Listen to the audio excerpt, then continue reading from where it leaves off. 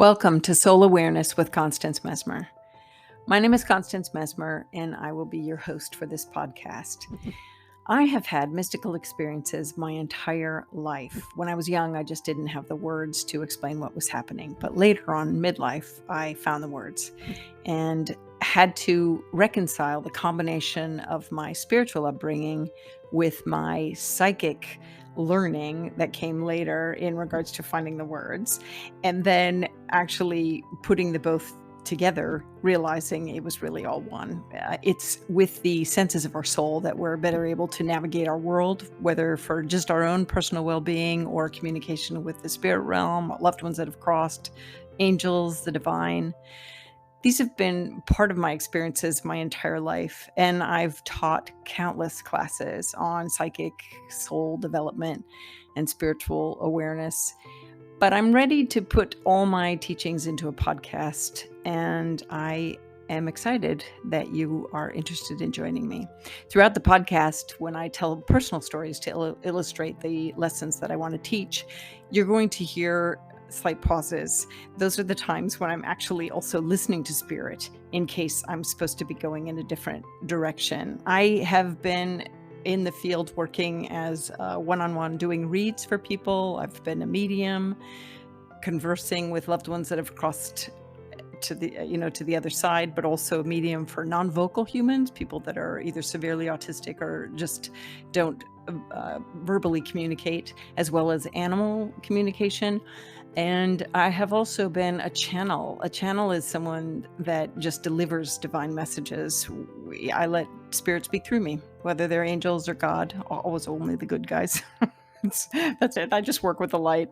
And I'm here to teach and get you to also, because it's an incredible experience when you open yourself up, all the senses of your soul, to these greater realms.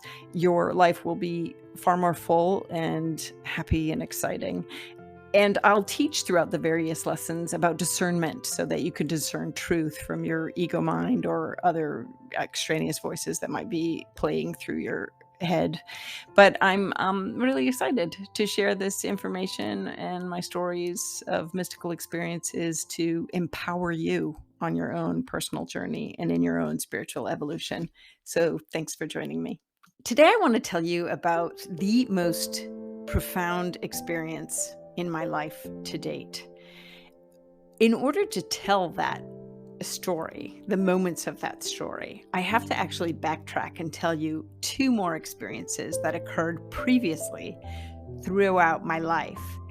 The reason why I want to tell you this is because I want to remind you that oftentimes there's this link of events if we pay attention over the long haul.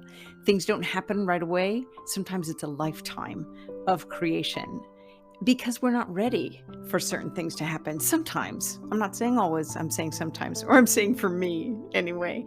But this incredible gold thread that runs through my life is really magical when I look at the moments that have popped up as inspiration and preparation for future events. I hope that my storytelling will inspire you to see how you can apply it directly to your own life.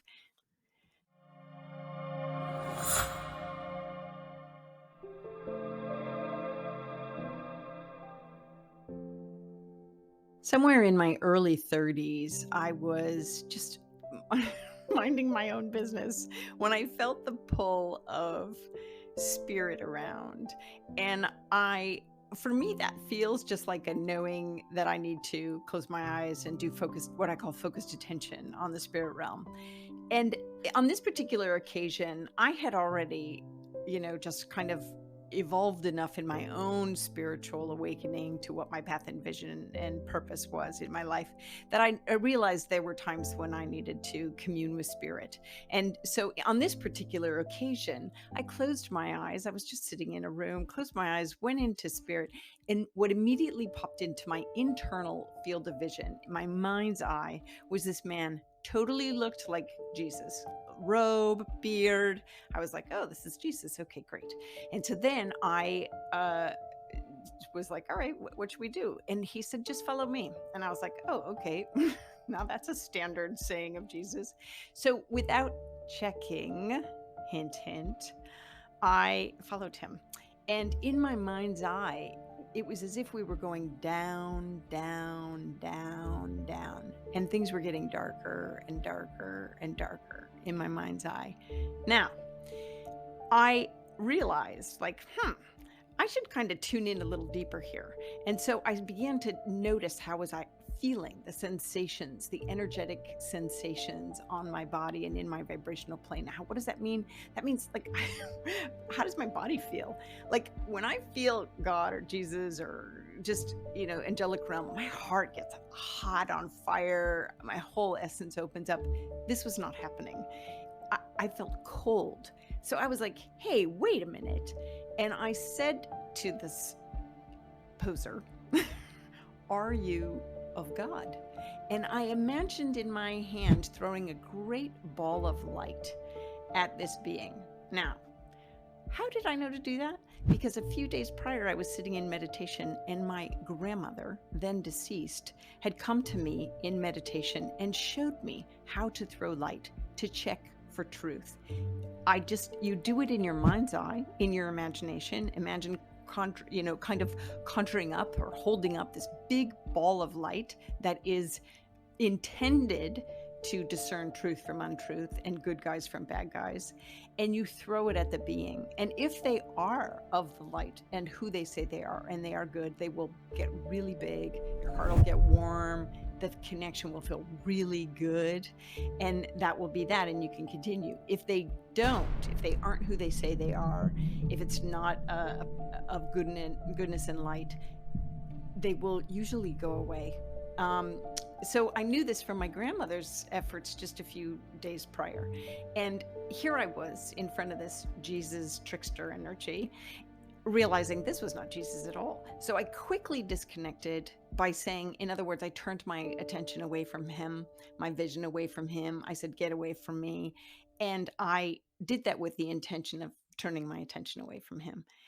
And I immediately called on the light of heaven, basically by saying, okay, just cleanse and clear me. I imagined a big white light coming into my being and cleansing and clearing me of all that yuckiness that was anything straggling along afterwards. And I I immediately looked up to the heavens just by my intention of going to God, going, what the hell just happened? That was not nice. What came back was a message from an angel. It was the immediate thought that came right back into my head and said, you didn't check. You didn't check, first of all, if they were who they said they were. Now, I was thinking, yeah, but he looked familiar. And they're like, not enough. Because you see, the image of this Jesus poser showed up in what's called astral realm. And in that realm, it's people. They look like people. They act like people in the mind's eye. And whenever I experience somebody in that realm, I always have to ask, are you of God? Are you of the light? Or I throw the light at them to check the connection. And so I was like, to spirit, I said, why did you let that happen to me? And they said, you have to learn. You have to really be solid. What's your intention with connecting? And if someone comes to you, you have to know who you're connecting with. That was a huge lesson for me in that moment. And I never forgot it. And I actually don't regret having it happen to me. It was a great, great lesson.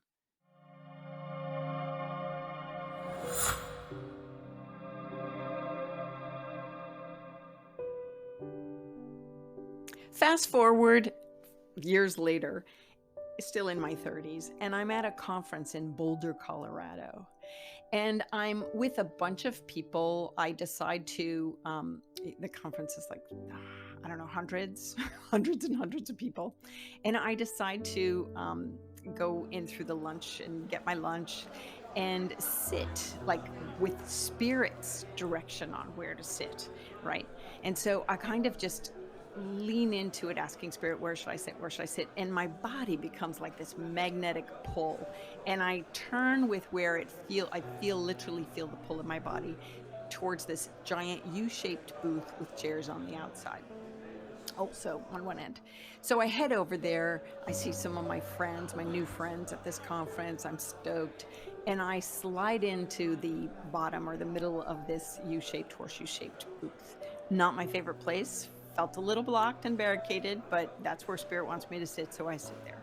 I eat my lunch, I enjoy it, we have great conversation. In my mind, I'm saying, okay, Spirit, why did you want me to sit here? And they're like, wait for it, wait for it. And so then when I heard that, I tuned in to say, okay, who is telling me this? And it felt like a guardian angel energy. How did that feel? It feels a really light vibration. Plus, I've been working with my guardian angel. I haven't been working with my guardian angel's been working with me my entire life, so I'm familiar. Like right now, in retelling the story, I get full body goosebumps. Another sign of love from the heavens. She's totally thanking me for giving her credit. So there I was, sitting in the booth, kind of trapped, going, "Can I leave now?" In my mind to the angel, and I hear, "No, wait for it, wait for it."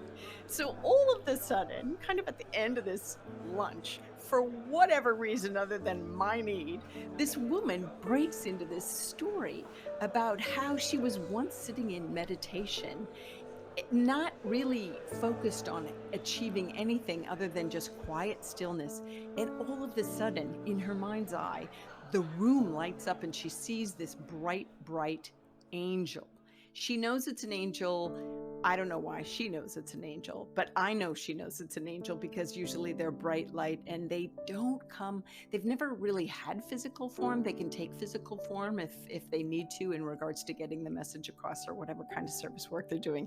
But she says this angel so bright shows up, and she's telling me the story to all of us. The angel shows up and I fall to my knees going, "I'm not worthy." And whoosh, the angel left. That's it. The angel left because she threw out the message, "I'm not worthy." In other words, go from my sight. I'm not worthy of seeing you. I was flabbergasted. At that moment, my guardian angel said to me, "You can go now." And I was like, okay. And then she said something she's often said in my life. "Remember this moment. Remember this." So I said to her, okay, whatever, thank you, because I can be so obstinate. I'm telling you, I am amazed they stay with me. But thank God they do.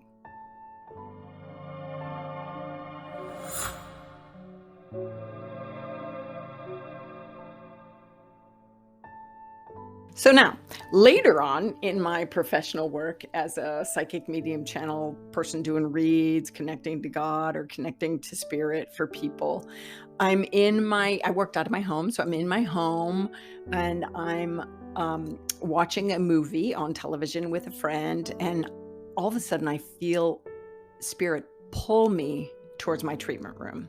Now, in my treatment room, there's a massage table and chairs so that I could do reads, little desk, whatever. So the pull was so strong because I usually go like, "Well, can I talk to you after a bit?" Or "I'm busy. Can't you see I'm watching a TV show?" But it was really strong, and I knew I had to go connect. And this was when I was working pretty full time, like 5 days a week. Full enough for me. So I turned to my friend and I said, "Can you just excuse me a minute? Spirit really wants me and I have to go in my treatment room and just have a little discussion. I should be back pretty quick." So my friend was like, "Okay, no problem." So I leave the room, close the door to my treatment room, go inside, and I like get this impulse of lie down on my treatment table. Because, instantly I have these conversations with spirit in my mind. And half the time I don't get the question out or, before an answer flies back, like the directive comes right back. So I hadn't even asked, "What do you want me to do?" Even though that's what I was thinking in my mind, but hadn't actually thought it as a thought in my mind, if you understand that. So I get, "Lie on your treatment table." So I lie down on my treatment table, and all of the sudden, this pressure that I was feeling, you remember I was saying I had this magnetic pull to kind of go into my treatment room. It was also a pressure, like, when you can't decompress when you're either under deep water or in an airplane. It was pressure like that, just the energy and the intensity of spirit around. So the intensity kind of lets up a little bit at this point. I'm lying on my treatment table, but all of the sudden I feel like my body be pulled. So I go with it. I go with my body being pulled. And next thing I realize, my arms are open up and out because I'm lying on my back, and my back arches completely to the point that my heart is cranked up towards the sky. And if you know fish pose, those of you that do asanas and yoga, I all of a sudden find I'm in somewhat of a fish pose because my head tilts back so that the crown of my head, the crown chakra, if you will, the crown of my head is resting flat on the treatment table and my throat is pitched up wide open, right? So all of a sudden, when I'm in this full body position of embracing this huge energy in my room, the room fills with this incredible light, bright as the sun. And me, because I've learned it in my life recently enough, a few years back, said, "Are you of God?" And the voice coming back to me said, "I am God. I am God." My whole body filled with goosebumps. The light got brighter. I kept my eyes closed. And because of that second story, I asked, "What do you ask of me? What do you ask of me?" And God said,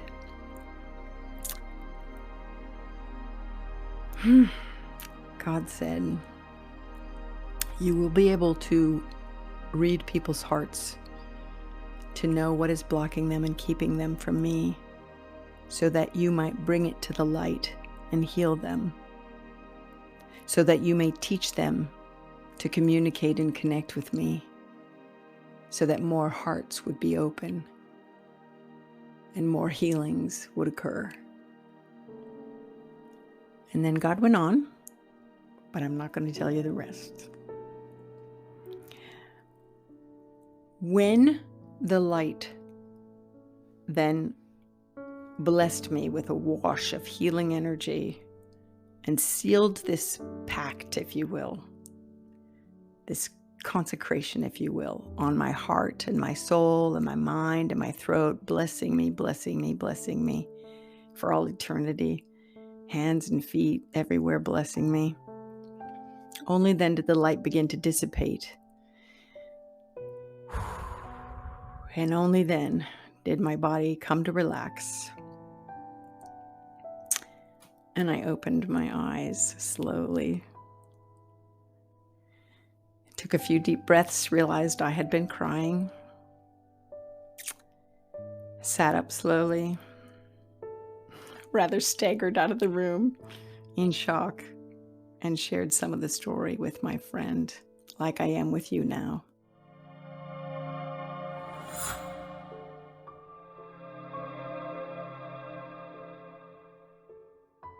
So, why do I tell this story? Because it's cool, because it's profound, because it gives me chills and goosebumps, you know, the right kind of chills. It gives me hope. It reminds me who I am. It reminds me to pay attention. It reminds me to lean into the experience. It reminds me that when something is pulling at me or calling to me, energetically, psychically, emotionally, physically, I must go. It is for my highest good. And if you don't know whether or not it is, then you can ask your heart. You can close your eyes, put your hands on your heart and say, "Is this for my highest good?" When you say that with intention to find out the truth, you'll get the truth. Intention is everything, everything, everything. So I don't know what more God has in store for me. But apparently that wasn't everything, or that wasn't all. A bit later in my work, and I don't remember how much longer later, maybe it was when I decided to really put everything heavily into my work, like everything, my whole heart and soul, more than I ever had before. So I was driving along in the car and I felt spirit around. So I tuned in while I was driving And I do it a lot. I think they know when we're driving and they're like, hey, can I chat with you? Like a friend. And so it felt like truth. It felt good. It felt yummy. I didn't have to check who was telling me. Did it feel like my guardian angel? Maybe. Does it matter? Not really. It was all goodness and light. So that's fine. That's fine. And so I asked, what do you want? Because you're the one that's coming around me. And I got the impression with what's called clear cognizance. It was a clear knowing that I had to kind of create a consecration and a promise that I actually would keep this covenant with God, this promise to do the work, no matter what is asked of me. Now I know, like, oh my God, it's always out of my comfort zone. It's always good. It's always sharing this stuff with other people, whether it's on stage or in a podcast or in a blog or in teachings. It's all good. But I did what I often do. So I said to the source spirit, I said, well, what should I say? And like, how do I kind of seal the deal? And what came back was kind of a mantra that I repeat often. It was, I will to will thy will.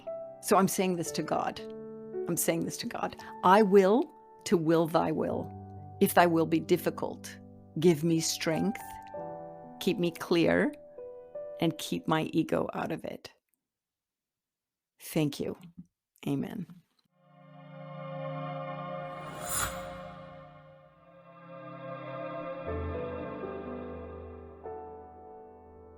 There have been numerous times in my life when I had to reconsecrate myself to God and this work.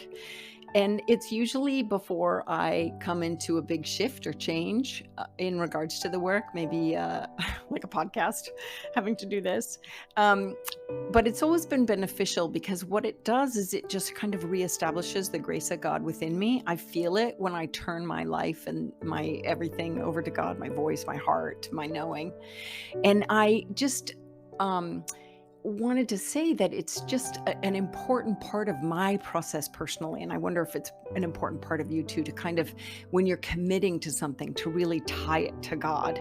And so, especially for me in this work, when my work is God, I think it's really beneficial that I am reminded by the angels or get the inkling myself to kind of recommit in those moments. And again, it is with intention. So I am always directing my will, thoughts, heart, and head and soul to the heavens when I make a promise to God. I say it wholeheartedly to God. And so I just think it is such a refreshing and powerful way that I keep establishing this relationship, especially when, we have free will. So I have choice. There were times when I wanted to run like Jonah, get me out of here. I don't want to do it. Because it's not always easy. It's always good, but it's out of my comfort zone. I'm open to, it's just out of my comfort zone. So, it's always good. I love this. I will to will thy will. And if thy will be difficult, give me strength, keep me clear, and keep my ego out of it. Thank you. Amen. So I just hope that our time together has helped you. And I just thank you for tuning in. Legally speaking, this podcast is presented solely for educational and entertainment purposes. It is not intended as a substitute for medical diagnosis, treatment, or the advice of a physician, psychotherapist, or other qualified professional. You should not use this information to diagnose or treat a health problem or condition. Always check with your doctor. Thank you for joining us today. If you've enjoyed this episode of Soul Awareness with Constance Messmer, we'd like to encourage you to continue your spiritual journey with this next episode.